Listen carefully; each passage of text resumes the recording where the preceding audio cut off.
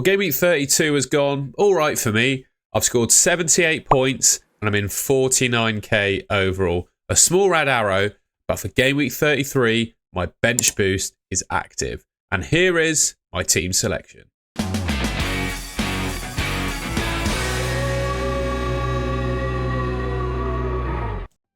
thought I'd just start the video by looking at how my team has actually gotten on. You'll see next to some of these players, there's a small double circle. That's for the players that have just finished their games in Game Week 32. I'm recording this on Wednesday evening, literally just as the Crystal Palace Newcastle game has finished. Obviously, Newcastle won 5-0. That was a pretty... I thought Newcastle might win the game, but I don't think anyone could have realistically predicted Palace to fall apart that badly. And I feel a little bit fortunate in owning Sarr over Eze after that Eze missed penalty as well. It was one of the worst, alongside obviously Saka's penalty as well against Madrid. One of the worst penalties I've seen in recent times, to be honest. Anyway, we'll talk through the teams. Raya, Guardiola, unfortunately not keeping clean sheets in their respective single game week fixtures. I mean, not a whole lot to say about them. Munoz, I gotta say, I wasn't expecting the world from him this week, but for him to be in a double game week and score -1 points is pretty disappointing. Dan Burn finishes on 7 points. I was quietly hoping for an attacking return out of him this week. I went for Dan Burn over Livramento for just the more assured minutes, and well, ultimately, I guess that didn't quite pay off the way I wanted it to. Sorry, I hit my mic out of pure anger there for Dan Burn, but yeah, didn't quite pay off, but it is what it is. You know, given that situation again, I probably would have made the same decision. Ismail Assar with an assist, obviously didn't do anything against Newcastle, but I suppose he at least didn't miss a penalty like Eze did. Well, the absolute star of the week in Jacob Murphy, a goal, 2 assists, 19 points. He had an exceptional game week. Yeah, what a legend. And last week he was really good as well. I remember on the deadline stream a couple of weeks back, I was in two minds as to whether I take the risk on Gordon or I just go safe with Jacob Murphy, because I thought Gordon on paper is probably the better player. But, I mean, based on what's happened in the last 3 fixtures, Murphy's proven to be the right choice. And thank you to everyone on that deadline stream that kind of sold the idea of going for Murphy instead. An assist, respectively, for Rodgers and Salah.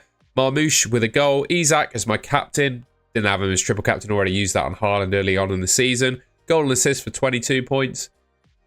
Will triple captainers be happy with that?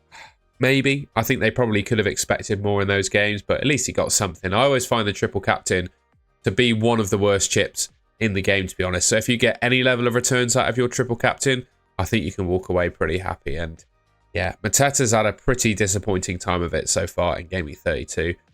Don't really think I need to say a whole lot about him. The only other player worth noting, I guess, is Konsa. 7 points just sitting on my bench. I thought Southampton could score against Aston Villa in that game. Obviously, didn't happen. In hindsight, I still would have played Guardiola, I think. I wouldn't really have changed any of the decisions that I made around my starting 11. I think I'm just going to take on the chin that Konsa scored 7 points on my bench. All right, then, we're going to start off by looking at the defence. And, well, the starting 4 I'm really happy with. But like I said, my bench boost is active, so I need to make sure the defenders I've got on my bench are suitable. Now, on my bench, I've picked Areola purely with bench boost 33 in mind, because I saw he had Southampton. So he's going to face Southampton. And you can see there that they're obviously very small, but I've got Isak, Burning, Konsa on my bench as well. Konsa obviously with a double game week. Isak probably the best forward in the game, even though he only has a single game week. Obviously, there's probably a better forward for game week 33 in isolation that has a double. But for me with Isak, you know, single game week wise, he's probably the best forward. I'm happy to stick with Isak. So it's Dan Burn on my bench boost, right? He's got Aston Villa. I don't think that's the best fixture. And I'm kind of in two minds about what to do with him. The player I could bring in to replace him is Connor Bradley, right? I really like the fixture he's got against Leicester. I think it's a good fixture. He's a good price. You know, he's playing for Liverpool. I'm pretty sure they could well have the league title all but wrapped up this weekend. But Trent is back in training now. We had that announcement from some Liverpool sources today on Twitter. But I don't know. This is an opinion that I hold. I don't know if it's grounded in anything. I don't know if many people agree with me. Whatever. But the vitriol and bad press that Trent got to say that when obviously it was announced that he's potentially moving to Real Madrid, obviously nothing's been locked in yet. I struggle to think how he can step out at Anfield in a Liverpool shirt again. That's just my opinion. So could Conor Bradley, despite Trent being fit, could he just be playing right back from now on? That's kind of the gut feel opinion that I hold. I'm not a Liverpool fan. I'm not all that close to the club. I might be talking absolute rubbish. But that was one of the other reasons that I was considering Conor Bradley. And another thing I just wanted to check as well. So I look at my team, and we'll talk a little about it in summary. But I can deal with Game Week 34 because I'm free hitting. But I also need to be careful about Game Week 37. Now, I don't think it's... There's a few people in my comments saying it's not 100% guaranteed that teams are going to have a double in 36. But it's certainly likely. And the FA Cup finalists, I should say, will likely, I think, have a blank. Is that correct? They will likely have a blanking. Sorry, double in 36 and then blank in Game Week 37. So there's a possibility that quite a lot of my team could also blank in Game Week 37, which I will not have a free hit for because I'm using it in 34. Hopefully that will make sense. So going for someone like Conor Bradley, whilst I think for Game Week 33 in isolation for my bench boost, kind of does make sense. Let's go back to the team. It's just whether it's worth a transfer. It's certainly something I'm considering, but I don't think I'm locked in on that move yet. And you basically just have to find out what I do with that on my deadline stream. But yeah, I'm looking at Dan Burn v Villa. I don't think it's like optimal for my bench boost, but I'm also thinking, is using a transfer worth it when come Game Week 37 and I have to deal with a blank, and then Game Week 38 where there might be some just vast rotation amongst teams who have, you know, their league position, etc., all wrapped up already. I might want some spare transfers for that time. Now, I look at my midfield, and I've got Jacob Murphy in there at the moment. And whilst he's been an absolute legend in Game Week 32 and 33, I'm not sure, again, that he is optimal for my bench boost team for Game Week 33. And I'm potentially considering getting rid of him. I'd be interested in your thoughts here. I think I'm going to use one transfer this week. I don't think I'm going to use two. But I would appreciate people's views on whether a priority transfer out is Dan Burn or whether it's Jacob Murphy. I'm going for Jacob Murphy at the moment because I think midfielders largely score more points. And I think it's just a more points-bearing transfer, if that makes sense. You know, the difference in points potential, I guess, between Marcus Rashford and Jacob Murphy, with Marcus Rashford having a double game week, I'd suggest is maybe slightly better than Conor Bradley and Dan Burn. So that's why I'm kind of going this way. We've learned from Emery that if Marcus Rashford is on the pitch, he's the first choice penalty taker. I quite like the look of that. And although Aston Villa are out of the Champions League now, I thought he had a really good game against PSG. He looked really dangerous. He looked like the Marcus Rashford that should have been playing at Man United, basically, or the version of Marcus Rashford that should have been playing to that level at Man United, I should say. And it looks like he's kind of just forced Ollie Watkins out of the team. I do feel a bit sorry for Watkins, but he's not really done much in recent games.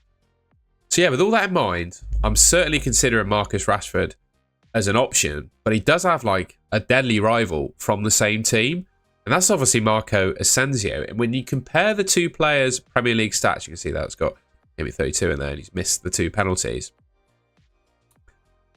Asensio, well, he's looked pretty good for Villa, and I'd say arguably, can you say this?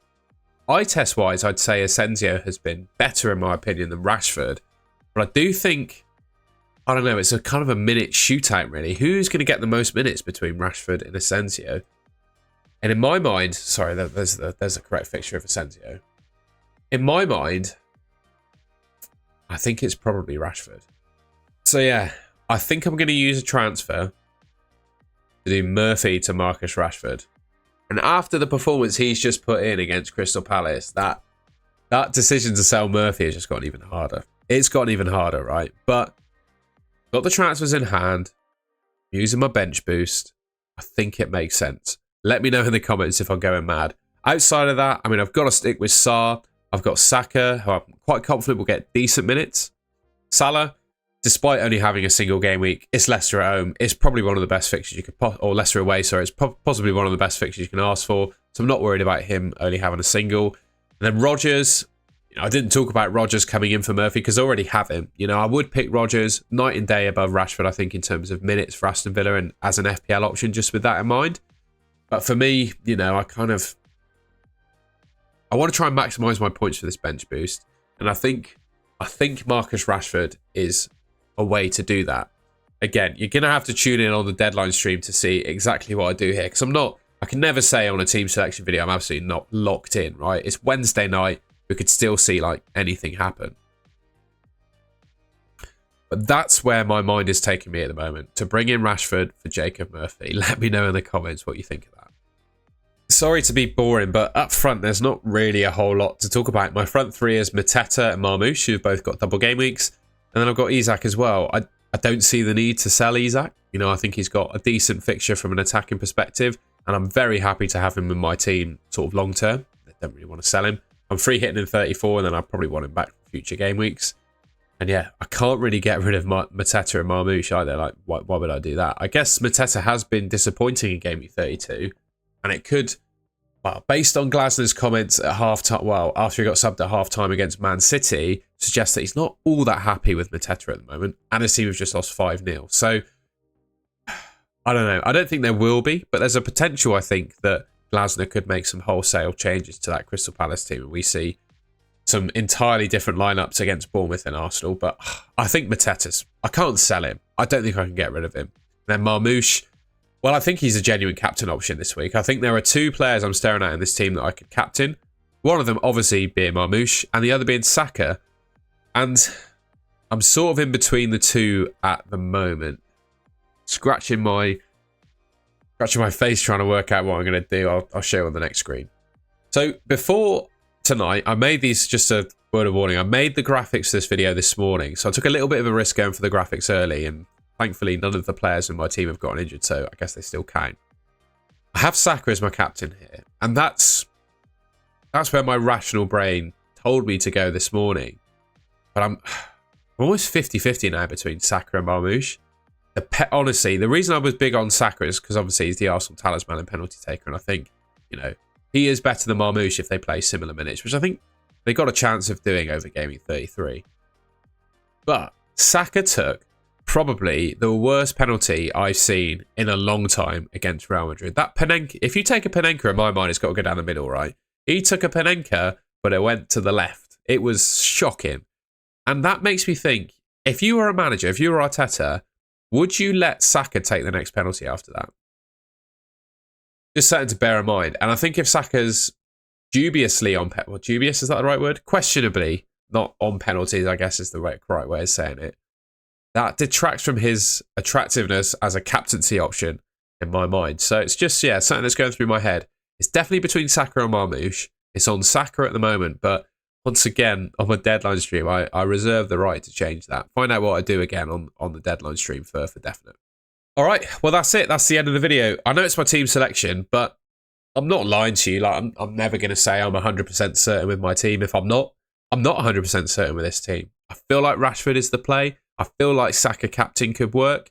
But likewise, so could Marmoush captain. And so could just rolling my transfer and sticking with Murphy and Burn and using the bench boost with those two. There are just so many different ways to play it this week, I think. And it's going to be really hard come the deadline stream to lock in those decisions. I think that's what I'm going to do, though. The team you saw at the end is where I'm going to be. But yeah, like I said, I think it's fair. I'm allowed to reserve the right to change it on the deadline stream if I see fit. So yeah, that just leaves me to say, if you enjoyed the video, found it useful, please leave me a like rating on the video. Let me know in the comments if you've got any other suggestions for my team. You know, whether you think I even need to use a transfer, whether it should be on my midfielders, bring Rashford in, for example, or whether I should use it on Dan Burn. Let me know in the comments. I'd be interested to know. And if you haven't already, I'd really appreciate it if you could subscribe to the Golden Goal channel, which should be just there. But just remember, when looking at my screen as well, you can't see it, but I've actually changed my calendar to April now. All right. Thank you very much for watching. I'll catch you in my next video.